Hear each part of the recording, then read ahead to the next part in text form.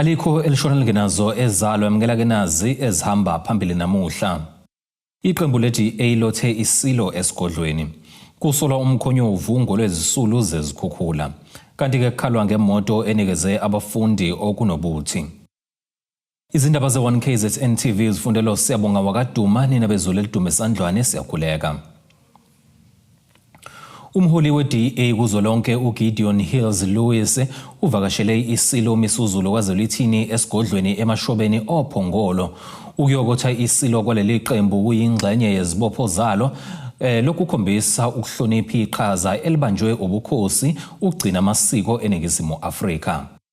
Ubuholi beqembu le-Democratic Alliance buvakashele isilo mizulu kwaZolithini buholwa ngumholi weqembu kuzolonke uGideon Hill Lewis esigodleni emashobeni ophongolo. Leli qembu kuzolonke naKwaZulu-Natal lotheke isilo laphinda lasethulela ubuholi balo busha.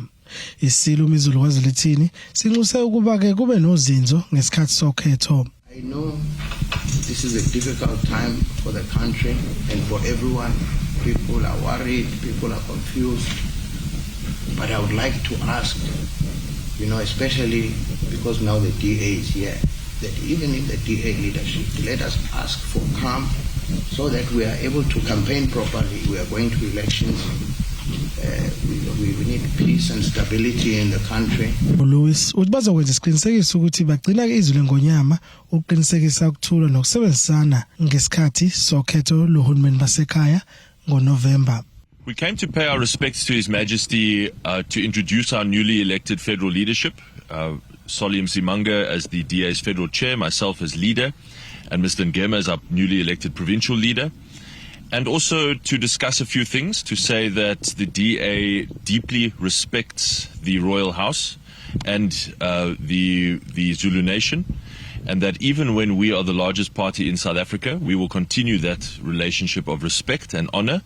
We understand that this is a deeply significant cultural institution that means a great deal to many millions of South Africans. And we conveyed to His Majesty that the best way to honor that the Zulu Nation and all of her people is to build a government that works for everyone. Njengoba sekuseleke inyanga ezinhlanu ngaphambi kokhetho lohulumeni basekhaya, leli qembu lithi linethemba lokuthi lizokhupha ukwethemba kwalo kulesi sifundazwe. We are going to return umngeni with majority. And then we've also identified KwaDukuza municipality. We identified King Cetshwayo, Mhlathuze. And then we're also looking at eyeing deeply eThekwini. We strongly believe that if we don't win eThekwini with the outright majority, will be the decider in that municipality to ensure that services are delivered, to ensure that we deal with the issue of water shortages in eThekwini and all other service delivery related matters, because that municipality, we cannot shy away from the fact that there is corruption and only the DA that can deal with the corruptees in that municipality and with the clean governance. Ezindabeni ze-1KZN TV kube iNkosi Mthembu esigodlweni sesile emashobeni ophongolo.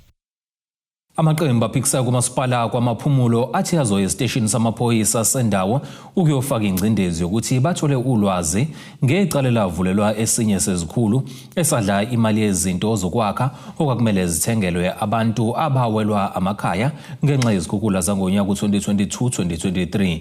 Lamaqembu asho lokhu ekhuluma neziko lezindaba namuhla. Ongumeya kulo masipala uqinisekisile ukuthi khona imali eyakhwatshaniswa eyayivela ngaphansi komnyango wesinhlekelele kuwona lo masipala. Alifihlile lo udaba lwaziwa iCouncil eyalikhuluma salithola futhi ukuthi kunama allegations omsebenzi owafroda amaphepha wakhokhelwa ihardware imaterial yangafika emawadini akamaphumulo ayihlonziwe ngedisaster. I think disaster ka 2022-23 ngoba ama-disaster ayikhokhi as it is sesibheka ukuthi sinayo imali akhumbula ukuthi kukhona iphepha zika 22-23 so ngo-2024 ke yenzekile leyo nto. I think around about sithole lokho ngoJune phela ngithi uthola ngoba usuphenya ukuthi khona ungahambanga kahle. Ongusotswebhe kokhasi IFP lo masipala uthi bafaka ingcindezi kumphathi kamasipala uThulani Khulose ukuze avule icala elavulwa ngonyaka u2024 kodwa kuze kube manje awukho umnyakazo abawuzwayo. Imaterial ayiyanga emawadini msakazi. Ayiyanga nhlobo sihlalile kuma processes la etestifya khona iqiniso lidla iyanga ngoba uke wafika kuthina ezama ukuthi asiphume kule process because abakhona abahlonishwa abayingcenye yayo yonke lento umsakazi. I-ANC ishade ne-Independent Alliance ukuphatha lo mkhandlu wephawula ngalokho usekela meya oyikhansela le-Independent Alliance uthi umphathi kamasipala wabatshela ukuthi abathintekayo bazothathelwa inyathelo. Uthi ukhona umbiko abasibe utholile ukuthi lesi sikhulu sigcinile emsebenzini ngoDisemba wango-2025. Sebese sibuza ku-MM wathi u-MM nawo usinika isiqiniseko sokuthi ama-official athintekayo azoprocesswa ngandlela efanele and umthetho udlala indima yawo. Ngibese ngithola-ke inyanga eyidlula ukuthi i-process isiphelile and uxoshiwe emsebenzini umsebenzi othintekayo entshontshweni nasekudlweni noma nasegebengeni imali zabakhokhi bentela. Kanti lesi sikhulu sigcina nje emsebenzini besikade simisiwe kusukela ngoJuni ngo-2024 kwaze kwaba siyasula emsebenzini ngawo uDisemba ngonyaka odlule. Imizamo yokuthola lesi sikhulu esithintekayo ayiphumelelanga kanti nabe-Transcorp Rights Price Hardware abakatholakala ukuphawula kodwa udaba luyaqhubeka. Kodwa Bosibisi wezindaba ze-1 KZN TV ku-Channel 261 ngikwamaphumulo.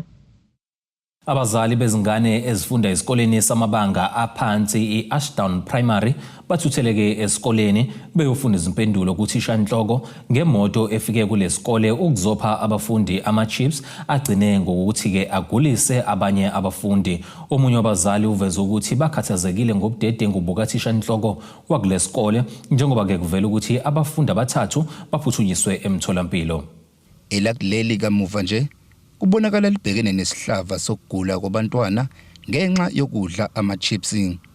Ngeviki ledlule kudlule emhlabeni omunye wabafundi esikoleni sasesikhaleni. Kanjalo nabazali besikole samabanga aphansi i-Ashdown Primary esemgungundlovu bagcwele amasango esikole besola uthishanhloko ngokwamukela ama-chips kwimoto engaziwa. Izolo kube nenkinga kuthiwa kufike abantu bakaSnakit la bezonikeza izingane zethu ama-chips. Akekho ngazike ngama-Snakit ukuthi khona ingane eyashona eladuma nasesithotha ibulawo ilawo ma-chips.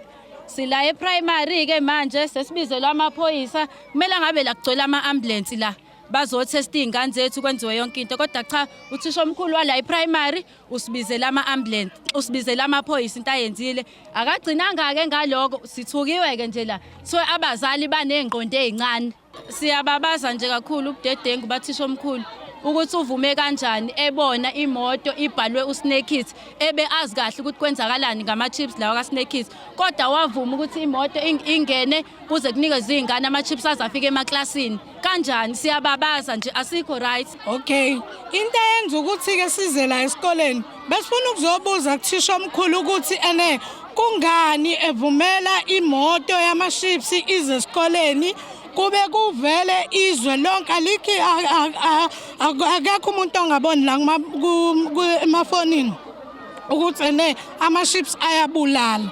So besinembuzo besoyibuza kuthisha omkhulu ukuthi njengokhiya wesikole ukuthi uvuma kanjani ukuthi kube khona abantu abangenayo bezophi izingane zethu ama-chips. Abazali bebegcwele masango nalesi sikole basole kakhulu uthishanhloko ngobudedengu bokuthi amukele imoto izopha abantwana ama-chips ekubeni kusabalele imbiko yokugula kwezingane ngenxa yokudla ama-chips anobuthi.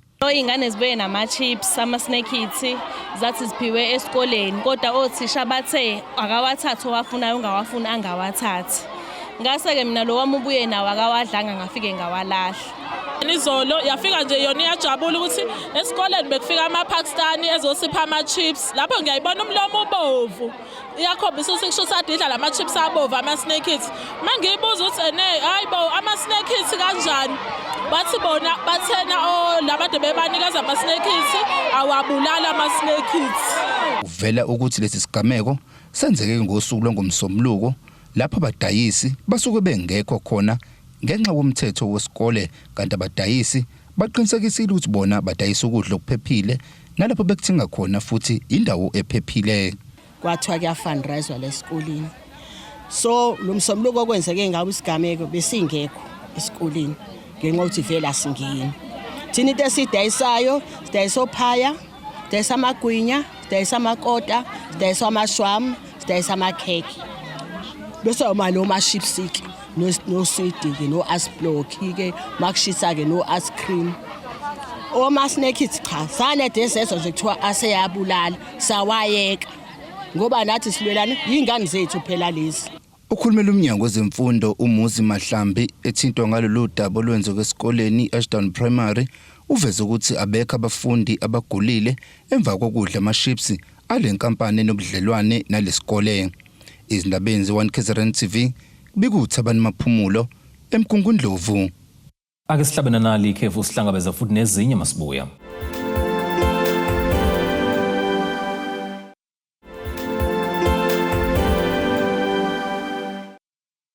Ake sibingelele siphinde sikwamukele uma ngabe usanda kubukela izindaba zethu nazi ihloko zihamba phambili namhlanje. Iqembu leGA lothe isilo esigodlweni. Kusolwa umkhonyovu ngolwezisulu zezikhukhula. Kanti ke kukhalwa ngemoto enikeze abafundi okunobuthi. Indida umlilo ongaziwa ukuthi udalwa yini ushisa zonke izindlu zomndeni wakamlungwana kuward 20 eMfekayi eMtubatuba enyakatho nelikaMthaniya. Lo mndeni uthi okudida kakhulu ukuthi bathi bebhula kwenye indlu ngakusasa lo mlilo uqhubeke kwenye indawo nosekholele ekuthenike indle enkulu lo mndeni isalishile yonke yaphela. Lolu usizo olubhekene nomndeni wakamlungwana ophondweni ngasemfekaye eNtubatuba lokhu kuqubuka komlilo ongaziwe ukuthi ke udalwa yini osushise waqeda yonke into esendlini. Lo mlilo kuthiwa waqala ke gunjini elilodwa lendlu kwagcina ke sekushe yonke indlu amanye amagumbi akhona ngokwehlukana ke izithuku zilandelana. Ilungu lomndeni liyachaza. Kwabhulwa lapho ke kwadlula okulandela lokho kwaba ngoba kwakulwesine kwase kuba isabatha ntambama waphinde kwazoqedeleka kwelinye ke manje ikamera ugogo besethuthile ngoba vele bengasekho ukulala ngale impahlanyana ayidonsile zokulala wathutha wazolala kulele linye ikamera seliphinde lasha nalo kuvele kuyivuthele nje lephinde lasha akho lutho akusalile. Kwaba khona omakhelwane nezihlobo zamupha ugogo impahla nokokulala wathutha wawulala kunanku rondo ngapha eceleni. Sesabhekile kulo rondo nawo wavele washa. Kwenzeka lokhu nje umndeni ke ulungiselela ukwenza umsebenzi ukukhumula umakoti kulomuzi inzile ngomumva kokushona komnyeni wakhe kanti na umakoti unokugula ongaqondakali. Lo mlilo ke ushise nemali engango 5000 ugogo abeyibeka ke yokuthenga inkomo yokwenza wona lo msebenzi. Angazi ukuthi kushiswa yini. Diphelile impahla lokhu nje okusemzimbeni ikho nokunye bathi banginika khona kubuye busho njengoba nazi nje ngikhiphile ngathi angikhiphe phandle. Ngoma isendlini into akhala ngayo kakhulu kunomakoti kaBhuti usazilile njobe sazilile njena kufanele akhumule inzilo ngesiko ke uma ngabe kukhulula inzilo kufanele kube nenkomo akasebenzi kwayena uyagula unyawo ungalibona luvuvukele ngathi lwemboma asazi nathi isipahla bebeziphiwa ngomakhelwano nazo ke ziphinde zasha laba bacela usizo kubantu besizulu abangakwazi ukuthi babasize kulenkinga ababhekene nayo. Uthembele emthandazweni bazila amakholwa bazokhuleka kusithi sixoshe idemoni impela yeza inkonzo amaNazaretha bafike bakhuleka lapha bashiya ngisho amanzi omthandazo kushile kwakhona kungaphezulu kwamandla ngoba into abasitshena ngayo yona basitshena ukuthi usizo abangahle besinikeze lona ukuza kwakho umuntu 20000 sizowuthatha phi ku20000 sivele siwu20000 bathina ngoba nazi impahla phandle ngikhiphile ukuthi ngoba kuvele kusho umlilo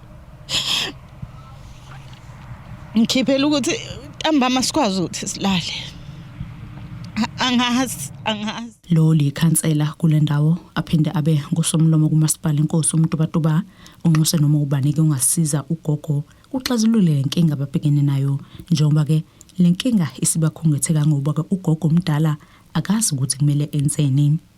Uma bangalekelela nje ikakhulukazi ugogo akwazi ukuthola le ndlu yakade sevele azakhele yona kanzima so mangahle athole yona uthakhelwe indlu yakhe ugogo bese kwazi nokuxoxa impahlanyana ngiyakhuleka nje nabakwaziyo ukuthi bengasilekelela nemkhuleko nje ukuthi lo mugo nje ongawazi ukuthi mazilwana noma yini noma umoya omubi kodwa nje besilekelele balekelele umndeni okamlungwana ngiyakhuleka kakhulu kubantwini bonke Estabeni ze1 KZN TV ngingusamukeliso Nqulunga kesemtobadoba Indida ebandla laseZayoni iNyonini Mission emva kokudlula emhlabeni kwalowo obengumongameli waleli bandla uDokotela Luthi Inkonyane kwaphindeke futhi kwanesehlo esenzeke emngcwabeni ngempela sonto sokungatholakala kwesidumbu njengoba bekufakwe amatshe eboxini lomngcwabo ngokuthola ke kweziko lezindaba ze1 KZN TV kusolwa ukuba isidumbu sikhonjwa khona ebandleni laseNyonini osizweni nakuba ke kungakambiwa njengoba umndeni usalinde incwadi enkantolo ebagunyaza ukuba bambe esontweni. Ibandla iChristian Apostolic Holy Spirit Church in Zion elidume ngokuthi kuseNyonini Mission okanye eNyonini emhlophe elaziwa kakhulu njengoba linamagatsha ezweni lonke. Izindaba zokudlula emhlabeni kamengameli waleli uDokotela Luthi Inkonyane ezishaqisa abaningi kanti ezifike zadumaza kakhulu enkonzweni yokumphelezela ukungabibikho kwesidumbu sakhe okwatholakala kufakwa ama-blocks okwakha. Emva kwalezi igameko iziko lezindaba ze1 KZN TV lithola umkhondo wokuba isidumbu sikamongameli sikhonjwe esontweni iNyonini esosizweni. Nokuyilapho sesifike saxoxisana nabakade beqaphele indawo abebese beveza ukuba impela umzimba utholakale ngaphakathi kepha umndeni usalinde incwadi evele enkantolo ukuze bekwazi ukumba bephinde kuyohlolwa nesidumbu. Omunye wabakade beqaphile uthi kumbiwe baphinda basithola isidumbu saphinde sagqitshwa. Kubi kuthobe kadladla ezindabeni ze1 KZN TV. Umphakathi wasemadadeni eNewcastle enhla nelikaMthaniya ubambe imashi ngaphandle kwamasango enxanxathela yezitolo kule ndawo ukhala ke ngokukhethwa kwephela emasini eqashweni kwabantu bendawo.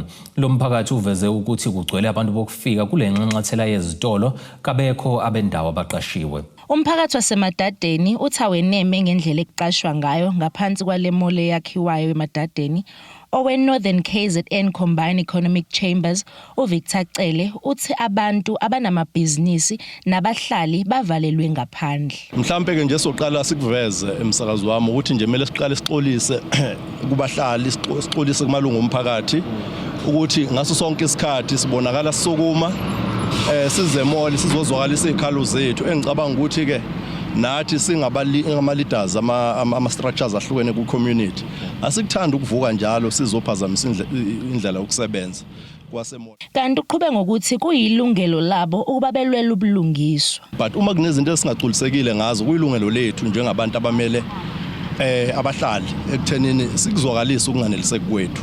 So last week besine march noma bengathi besine shutdown ebekade sinayo ukuzovala imall ukuthi ingaoperate because of kunezinto esikholelwe ekuthenini imall njobe ikhona la kumele ziba ama development kuthina abahlali.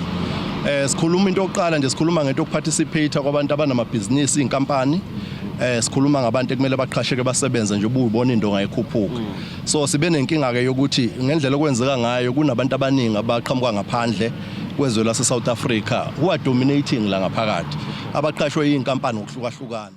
Kanti omunye walaba uthi bafuna izimpendulo njengoba sekukaningi bezama ukuxoxisana nabaphathi balendawo. Size la emoli ngokuzolanda izimpendulo ebesikhona siloku sifika la izimpendulo singayitholi so kune meeting esinayo namhlanje ekuthiwa sizolanda izimpendulo ezazikhona ezayithinta izikhalazo zethu sasinazo.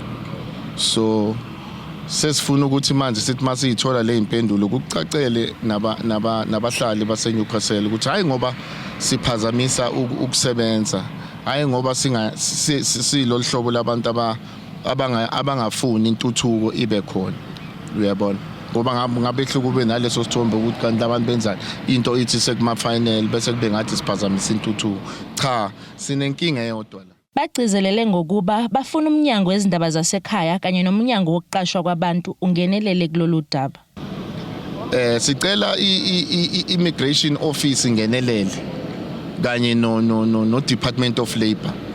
La ngaphandle nje ubona kunabantu abaya ku 50 abamela ngaphandle abama South Africans abafuna ukuzokwenza ukusebenza la ngaphakathi ama skills banawo but ufica ukuthi la ngaphakathi kunama foreigners asebenza la ngaphakathi close to 80 sesibuye okwesibili noma okwesithathu manje sizokhuza lo mkhubo ukuthi abakhiphela abantu kungena abantu basemzansi. Khona manjalo babe sebeqinisekisa ukuba bakwazile ukubamba umhlangano nabaphathi bale mall abathembisa ukuba izikhalazo zabo zizobhekwa. Bikuthobeka Dladla izindabeni ze1 KZN TV eMadadeni.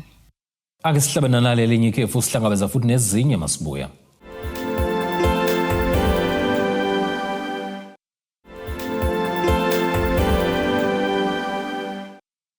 Ake sikubingelele siphinde sikwamukele ukuthi ke usanda kubukela izindaba zethu yamukela ke nazi izihloko ezihamba phambili namhlanje. Iqembu le-DA lothe isilo esigodlweni. Kusolwa umkhonyovu ngolwezisulu zezikhukhula. Kanti ke kukhalwa ngemoto enikeze abafundi okunobuthi. Ake singene sijule ngosini yezomnotho. Irandi lakuleli R16.46 maliqhathaniswa nedola laseMelika libe R22 uma liqhathaniswa nopondo waseBrithani liphinde libe U19 maliqhathaniswa neeuro lase-Europe. Igolide ke lona lingu $4,330 55 cents ounce kuthi oil ongahluziwe ube $94.25 umphongolo. Ake sibhekele ngosini ezemidlalo.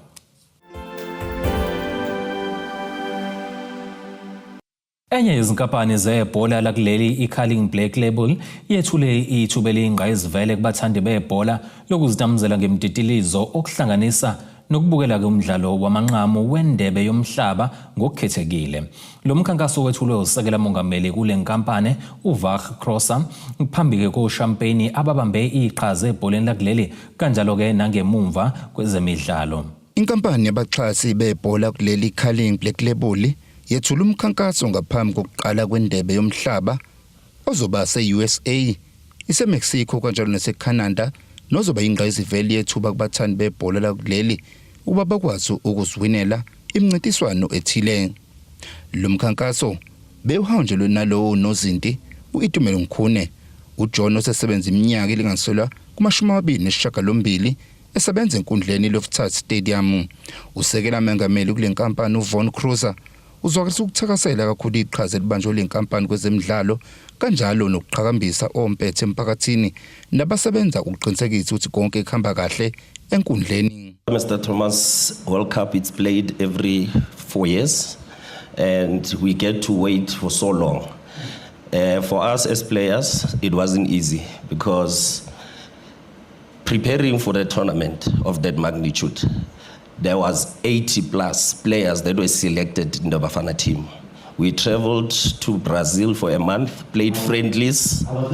We had maybe 10 goalkeepers and only 3 had to make the cut. The rest of the goalkeepers had to leave the camp, and you can only imagine. You don't know whether it will be you leaving the camp the next day or when you see your colleagues leaving. It's not nice. And you still have to wait for 4 more years to go play your next World Cup. So it's such a huge stage for any player who plays football. They want to see themselves representing their nation at the World Cup. Izindabeni ze1 KZN TV bekuthi abantu maphumulo eMkungundlovu. Ake sikubhekele nasi isimo sezulu esilandelayo.